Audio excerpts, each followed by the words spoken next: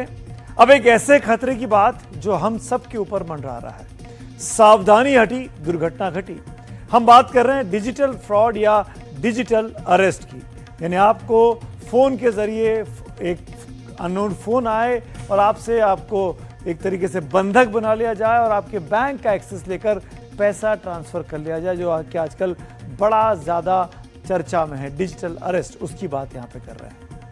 वर्ष 2024 में यानी पिछले साल डिजिटल फ्रॉड और अरेस्ट के कुल 1,23,672 केस दर्ज हुए, जिसमें आम आदमी का 1,935 करोड़ रुपया डूब गया। ये बहुत बड़ा आंकड़ा है। यहाँ एक बात बहुत ज्यादा ध्यान देने वाली है। इससे आपको समझने के लिए हमने एक ग्राफिक्स, एक चित्र तैयार किया है, जो अब आपकी टीवी स्क्रीन पर बस आने ही वाला है। इसको ध्यान से देखिएगा। ये अब आपकी स्क्रीन पर है। किसी भी डिजिटल बैंक फ्रॉड में सबसे पहले होता है विक्टिम, यानी पीड़ित, जिसको लूटा जाता है, जिसको बुद्धू बनाया जाता है, जिसका इस्तेमाल किया जाता है, जिसको हम विक्टिम के नाम से जानते हैं, जिसका पैसा उसी से छीन लिया जाता है, उसकी मर्जी से। कथित तौर पर बहाना कुछ भी हो सकता है, लेकिन परिणाम एक ही है। आपके बैंक अकाउंट से पैसा ट्रांसफर होता है। ट्रांसफर कई बार आप खुद कर देते हैं और कई बार अनजाने में बातों में फंसाकर, झुठलाकर, ब्लैकमेल कर आपसे निकलवा लिया जाता है।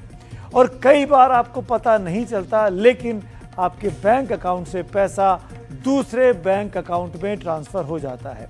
और ये दूसरा बैंक अकाउंट स्कैमर का होता है, यानी जो व्यक्ति दूसरी तरफ फोन पर आपको बातों में फंसाता है। अब अगर आप इस पूरे नेटवर्क को देखिए, जो इस वक्त आपके सामने यहाँ दिखाई दे रहा है, अगर आप इस पूरे नेटवर्क को देखेंगे तो ये तय होता है कि पैसा विक्टिम अकाउंट से निकलता है, स्कैमर के अकाउंट में जाता है, और स्कैमर के बाद से आगे बढ़ते हुए अलग अलग अकाउंट में, छोटे छोटे हिस्सों में, कई 100 अकाउंट्स में बढ़ जाता है, जो बहुत से अलग अलग अकाउंट्स बनाए गए होते हैं। उसके बाद ये पैसा या तो विदेशी खातों में ट्रांसफर हो जाता है, या फिर इन छोटे छोटे जो अकाउंट्स बने हैं उनसे एटीएम के जरिए कैश के तौर पर निकाल लिया जाता है। तो ये पूरा खेल होता है। लेकिन सबसे बड़ी बात यह है कि इस दौरान अगर विक्टिम बैंक में शिकायत करे, यानी अगर आप पीड़ित हैं और आप बैंक में शिकायत करें, तब क्या हो सकता है। अगर विक्टिम बैंक में शिकायत करे तो उसके फंड को, ट्रांसफर को फौरन रिवर्स नहीं किया जाता। यानी आप कहें कि भाई मुझे बुद्धू बना लिया गया है, मेरे अकाउंट से इतने लाख रुपए निकल गए हैं, बैंक को फोन करें, बैंक से मदद मांगे, तो बैंक वो मदद नहीं करते हैं, उस अकाउंट को, उस ट्रांजैक्शन को रिवर्स नहीं करते हैं।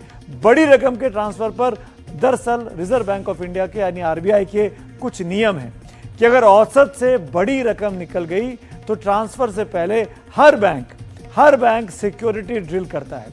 मतलब ग्राहक से फोन करके पूछा जाना चाहिए कि ये ट्रांसफर क्या आपने ही किया है, आपके अकाउंट में इतना बड़ा ट्रांजैक्शन हो रहा है, क्या आपने खुद किया है या नहीं किया है। आपका कंसेंट लिया जाए, आपकी सहमति ली जाए। लेकिन शायद अब तक ऐसा नहीं हो रहा है, और यही बहुत बड़ी वजह है कि डिजिटल अरेस्ट के केस बढ़ते जा रहे हैं और किसी की भी जवाबदेही तय नहीं हो रही है। जिसका अकाउंट लूटा जा रहा है वो उसके अकाउंट से पैसा निकल जा रहा है, और जिसके पास पैसा जा रहा है वो भी पूरी तरीके से उस पैसे को, उसकी रिकवरी नहीं हो पा रही है। दरअसल इन दिनों हुआ क्या है, national consumer disputes redressal commission में मुंबई में 2 केस दर्ज हुए हैं, जिसमें 8 बैंकों को नोटिस दिया गया है और बैंक से पूछा गया है कि डिजिटल फ्रॉड को आपकी सर्विसेज में कमी क्यों ना माना जाए। यानी बैंकों की जवाबदेही की बात अब सामने आ रही है। अगर इस दिशा में कंज्यूमर कोर्ट कोई निर्णायक कदम उठा सकता है तो फिर बैंकों की जवाबदेही तय हो जाएगी। बैंक अगर स्कैम की रकम को डिजिटली रिट्रीव करेगा, मतलब फौरन वापस लौटा पाएगा, पीड़ित के खाते में पहुंचा देगा, तो डिजिटल फ्रॉड के केस में काफी कमी आ सकती है। यानी बैंक अगर इनिशिएटिव ले, अपने सिस्टम को दुरुस्त करें और पैसा वापस लाने में, क्योंकि डिजिटली ट्रांसफर हुआ है, वो डिजिटली वापस भी आ सकता है। बैंकों की जवाबदेही अगर तय हो जाए, जैसा कि नोटिस किया गया है, तो शायद इस मामले में कुछ कमी आ सकती है।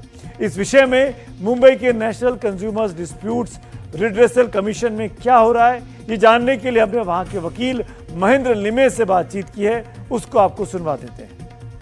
बैंकिंग इंडस्ट्री में बहुत बड़ा एक बदलाव आना जरूरी है, क्योंकि उनके जो कानून है या रिजर्व बैंक ने जो गाइडलाइंस डायरेक्ट की गई है उस डायरेक्ट का प्रॉपर फॉलोइंग इन बैंकों ने नहीं किया हुआ है और जिसलिए ये स्कैम पूरा संभव हो चुका।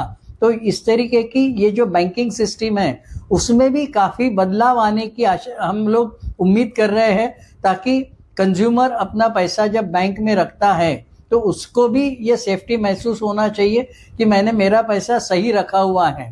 तो इसलिए हम लोग चाह रहे हैं कि डिजिटल अरेस्ट स्कैम के जो विक्टिम्स हैं उनके तरफ एक मानवीय दृष्टिकोण से देखना चाहिए, ना कि ये देखना चाहिए कि उन्होंने ही गलती की हुई है। और हम लोग आशा कर रहे हैं कि कंज्यूमर कमीशन भी इसी दृष्टि से इस मामले को देखेगा और इन अरेस्ट स्कैम जो विक्टिम जो पहले ही सताए जा चुके हैं, जिनकी जिंदगी की कमाई गंवा चुके हैं, उनको भी कोई अच्छा रिलीफ मिल पाएगा और कंज्यूमर कमीशन उसको योग्य तो न्याय करेगा।